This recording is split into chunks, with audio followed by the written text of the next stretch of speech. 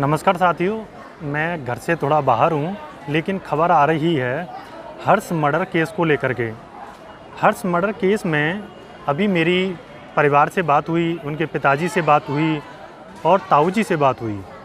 वो बता रहे हैं कि इसमें 5 दोषी हैं, जिसमें से एक रिश्तेदार है और जो 4 हैं वो गांव के ही नाबालिग बच्चे हैं। गांव में जुआ वगैरह बता रहे हैं कि जुआ वगैरह खेलते रहते हैं और उसमें से एक जो है वो पैसे हार जाता है और उसके जो मम्मी के अकाउंट में से 40,000 रुपये के करीब वो हार जाता है। और हारने के बाद में वो चारों व्यक्ति और उस 5वें व्यक्ति जो रिश्तेदार है उसको लेकर के प्लान बनाते हैं कि चलो हम प्रिंसिपल से एक बच्चे को उस कॉलेज से उठाएंगे और प्रिंसिपल से मांग करेंगे, फिरौती मांगेंगे और कुछ पैसा मिल जाता है। तो वो इस बात को सोच करके, और उसमें से 1-2 बच्चे ऐसे हैं जो उसी स्कूल में, हाई स्कूल तक स्कूल है, वो 9th या हाई स्कूल में पढ़ते हैं, जैसा बताया है परिवार वालों ने। उसमें 1 से 2 बच्चे उसमें पढ़ते हैं और वहीं से उस बच्चे को जैसे बताए थे कि जहाँ पर जो बाथरूम है वहाँ पर ही बाउंड्री के पास में कोई छोटी दीवार है, उस बच्चे को उठा करके दूसरी तरफ उसको पहुँचा दिया जाता है, जहाँ पर पहले से ही 2 व्यक्ति बाइक लेकर खड़े थे। और 2 व्यक्ति बाइक लेकर खड़े थे तो उसको बिठा करके वो लेकर के चले जाते हैं। अतरौली स्टेशन पर पहुंचते हैं और उसको क्रॉस करते हैं, जहां पर बताया गया है कि उनके फ़ोटो भी मतलब कैच किए जाते हैं, जहां से पता चलता है कि इन लोगों ने मतलब बच्चों को उठाया था। उसके बाद में ये होता है कि ये फिर चारों मिलते हैं और फिर थोड़ा सा तफ्तीश होती है इधर उधर। जब पुलिस की जांच पड़ताल होती है तो उनको लगता है कि चलो इस बच्चे को छोड़ देते हैं, लेकिन उस बच्चे से पूछते हैं कि तू क्या हमें जानता है? तो वो कह देता है कि हाँ, मैं तुम्हें जानता हूँ और तुम मतलब पढ़ते हो हमारे स्कूल में, मैं जानता हूँ, और जा कर के मम्मी और पापा से मैं कह दूँगा तुम्हारी, जाके मम्मी से कह दूँगा, पापा से कह दूँगा, घर पे बता दूँगा। अब उनको डर हो जाता है कि अगर ये बच्चा बोल देगा तो हम लोगों के मतलब क्या होगा, परिवार वालों पर क्या बीतेगी और पैसे लगेंगे, पुलिस की मार वगैरह। वो ऐसा कुछ डर करके उस बच्चे को रुमाल लेके रुमाल से उसका मतलब गला घोट करके थोड़ा उसको चांटे वांटे मारते हैं और रुमाल से उसका गला घोट देते हैं।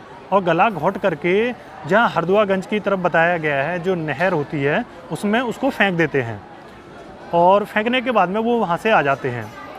तो इसमें ये अभी तक निकल के आया है। मेरा परिवार से बात हुई थी, उनके पिताजी से बात हुई थी और जो ताऊजी हैं उनसे भी मेरी बात हुई थी। तो उन्होंने, दोनों से मैंने कंफर्म किया तो यही बात निकल के आ रही है कि वो बच्चे भी अभी 17-18 साल मतलब नाबालिग हैं, वो बच्चे भी जिन्होंने ये मतलब वो किया है। अब सब लोग ये सोच रहे हैं कि मतलब होता अगर वो छोड़ देते या वहीं पर छोड़ कर चले जाते तो क्या होता, उनमें 2-4 चांटे पड़ जाते और क्या है, उस बच्चे को तो नहीं मारते। अब 7 साल के बच्चे को इस तरीके से, और बच्चे झूठ तो बोलते नहीं, उन्होंने कह दिया कि हाँ मैं कह दूँगा, जा कर के इस डर से मार दिया है। अगर वो बच्चे को बहला फुसला देते, चॉकलेट वगैरह खिला देते, आइसक्रीम खिला देते तो बच्चा मान जाता है कि हम तुझे यहाँ तक घुमाने लाए थे, ऐसे करके छोड़ भी सकते थे। परंतु इतनी एक तरीके से निर्मम हत्या उस बच्चे की हुई है। और परिवार और वो जो आए थे उन्होंने ये नहीं सोचा था कि इस जो बच्चा जो हर्ष है इसको ही उठा करके लेके जाएंगे। उनके मन में था कि किसी भी बच्चे को उठाकर लेके जाएंगे और प्रिंसिपल वगैरह से उनसे या जो भी है उनसे फिरौती मांगेंगे।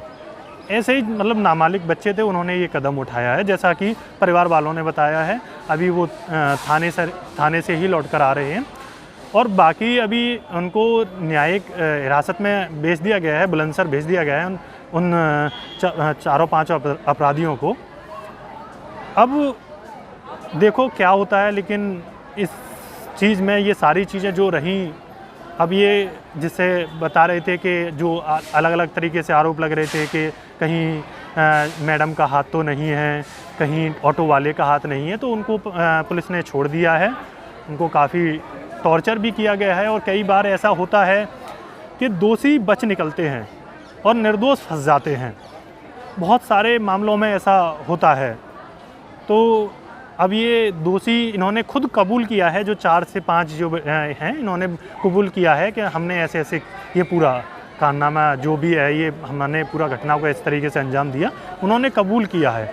और कबूल करने के बाद में उन्होंने ये सारी बातें परिवार वालों ने सुनी हैं और उसके बाद में हमें बताया है। तो इस वजह से हमारा ये बन जाता है कि काफ़ी हमारे जो दर्शक हैं देख रहे हैं और वो जानना भी चाहते हैं कि हर्ष मर्डर केस में क्या हुआ, कहाँ तक कार्रवाई पहुँची। आज 8वां 9वां दिन है और कहाँ तक पहुँची, अभी तक पुलिस प्रशासन क्या कर रहा है और लोग क्या कर रहे हैं इसमें। तो काफ़ी लोगों में एक बेचैनी पैदा हो जाती है, वो जानना चाहते हैं, क्योंकि पूरा क्षेत्र में एक छोटे से मासूम बच्चे की एक निर्मम हत्या का इससे दिल सहर गया है। जब मैंने ये सुना कि इस तरीके से घटना को अंजाम दिया गया है तो बड़ा अजीब लगा कि नाबालिग बच्चे और इस तरीके से घटना को अंजाम दे रहे हैं। तो कहीं ना कहीं ये जो जुआ है और ये जो जिस तरीके से के ये गेम चल रहे हैं जुआ के, और उनमें फंस कर के पैसे गंवाते हैं और इन घटनाओं को अंजाम भी देते हैं। मैं थोड़ा घर से बाहर हूँ, इस वजह से मुझे ये वीडियो अपने दर्शकों के लिए बनाना पड़ रहा है और मैं चाहता हूँ कि जो सही बातें हैं वो लोगों तक पहुँचें। कहीं ऐसा ना हो कि दोषी कौन है फिर से गलत तरीके से न्यूज़ को चलाया जाए।